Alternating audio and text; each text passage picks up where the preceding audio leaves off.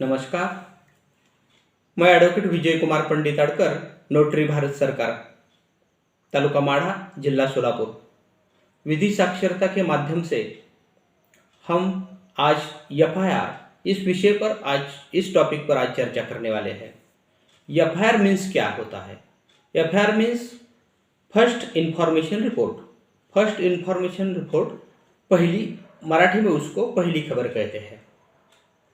First information report CrPC 1973 जो act है, criminal procedure code, उसमें 154 के तहत वो संकल्पना स्पष्ट की गई है।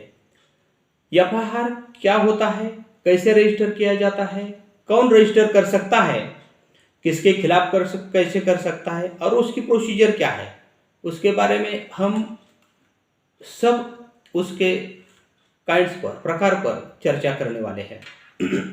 प्रथमतः हर भारतीय नागरिक जो है, इंसान होता है, जो व्यक्ति होता है, इस व्यक्ति को जब ऐसा लगे कि मुझ पर कोई अन्याय हो रहा है, मेरे खिलाफ कोई साजिश कर रहा है, किससे मुझको धोखा होने की संभावना है, मेरी प्रॉपर्टी कौन हड़प कर रहा है, क्योंकि मुझे कोई मार रहा है, मारना चाहता है, ऐसा कोई यदि व्यक्ति को लगा तो वो व्यक्ति संबंधित पुलिस स्टेशन, उसके अखत्यारित आने वाले पुलिस स्टेशन में जाकर वहां पे एफआईआर लिख सकता है। वो कैसे लिख सकता है, कैसा रजिस्टर कर सकता है? जो व्यक्ति पुलिस स्टेशन में जाकर उस पुलिस स्टेशन के थाने अमलदार से मिलकर एफआईआर रजिस्टर करने की बात कर सकता है।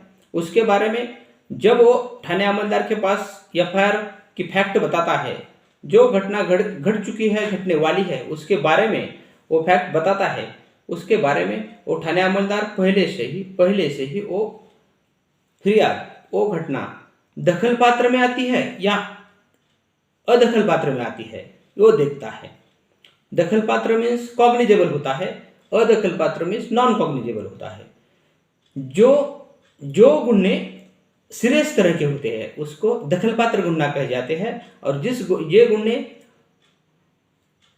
अदखल पात्र होते हैं वो माइनर गुन्हे होते हैं। वो दखल पात्र जिस कोई का गुन्हे का दखल लेने की कोई जरूरत नहीं, उसको अदखल पात्र कहा जाता है, उसे नॉन कॉग्निजेबल कहते हैं।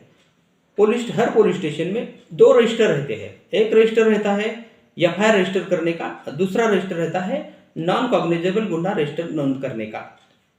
एफआईआर जब व्यक्ति को उसके शब्दों में ही लिखा जाता है और वो एफआईआर लिख जाने के बाद उसको पढ़ने को देना जाता है, और वो पढ़ने के बाद वो पढ़ता है जब, उसके बाद उसकी स्वाक्षरी ली जाती है, तो एफआईआर रजिस्टर हो गया, ऐसा समझना चाहिए। और जो सीरियस गुना नहीं होता उसका एनसी, अब सब हम ज्ञात है आपको कि एनसी उसे कहते हैं, वो एनसी रजिस्टर हो जाती है। जब वो व्यक्ति उस बारे में, एफआईआर के बारे में उस थाने अमलदार को बताता है, और कोई थाने अमलदार उसको एफआईआर दर्ज करने को टालाटल कर सकता है, रिजेक्ट कर सकता है, वो सुपरिटेंडेंट ऑफ पुलिस ऑफ जिला के सुपरिटेंडेंट ऑफ पुलिस के पास, पुलिस अधीक्षक के पास वो ऐसी प्रकार की अर्जी कर सकता है, और वो पुलिस सुपरिटेंडेंट संबंधित पुलिस स्टेशन को फिर इंक्वायरी करके उस गुन्हे के बारे में, उस फिरियाद के बारे में इंक्वायरी करके गुन्हा रजिस्टर करने के बारे में आदेश दे सकता है।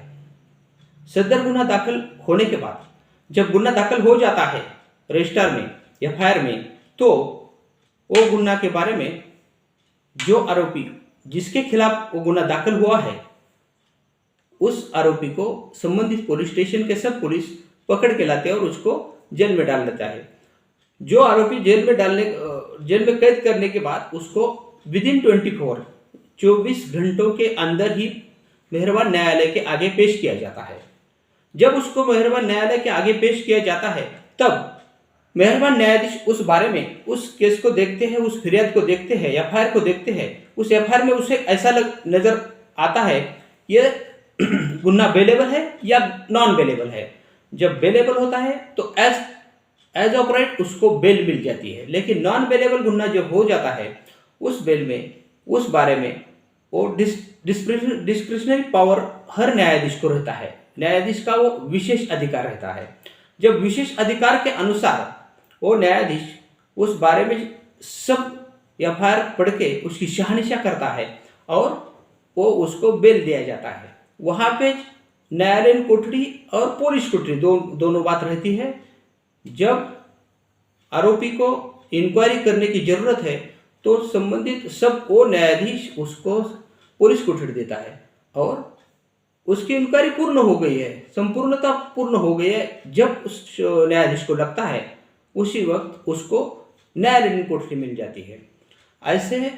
ऐसे गुन्हे में वो बेल जामीन कर सकता है जेएमएफसी न्यायालय तालुका कोर्ट के न्यायाधीश के जो गुन्हे में उसके अखत्यारित आता है, उसका जुरिडिक्शन तालुका कोर्ट का आता है, जिसका जुरिडिक्शन जिला कोर्ट का आता है, वो जुरिडिक्शन जिला कोर्ट में बेल के लिए अपील कर सकता है। वो आरोपी उसका एक वकील अपॉइंट करके वहाँ पे जामीन की अर्जी कर सकता है। ये एफआईआर जब रजिस्टर होता है तो ये बात उसकी प्रोसीजर हो जाती है। जब एफआईआर रजिस्टर नहीं होता तो एनसी दाखिल हो जाती है। एनसी के बारे में अगर कोई व्यक्ति को लगता है कि मेरे खिलाफ कोई गुनाह हो गया है, मुझे कोई मारना चाहता है, मुझे किसने मार दिया है, मेरी प्रॉपर्टी हड़प की है, ये जब लगता है तो ऐसा व्यक्ति उस एनसी के माध्यम से न्यायालय प्रथम वर्ग न्यायदंडाधिकारी वहाँ पे जाके प्राइवेट केस दाखिल कर सकता है। वो भी केस प्राइवेट केस होने के बाद वो भी केस 156 के तहत वो केस की इंक्वायरी के लिए पुलिस स्टेशन को भेजने का आदेश वो संबंधित न्यायाधीश कर सकता है, वो तालुका कोर्ट का न्यायाधीश कर सकता है। ऐसी एफआईआर की ये प्रोसीजर अब मैंने आपके पास प्रत्येक कड़ी आपके पास अब मैंने इस कड़ी की विश्लेषणता की है। इसके बारे में उसके आगे का भी हम इसके आगे के वीडियो इस विधि के बारे में विधि साक्षरता के माध्यम से हम आपके पास आगे के वीडियो पेश करने वाले हैं। इसलिए हमारा सदर का ये वीडियो है वो लाइक करें, शेयर करें और सब्सक्राइब कीजिए। धन्यवाद।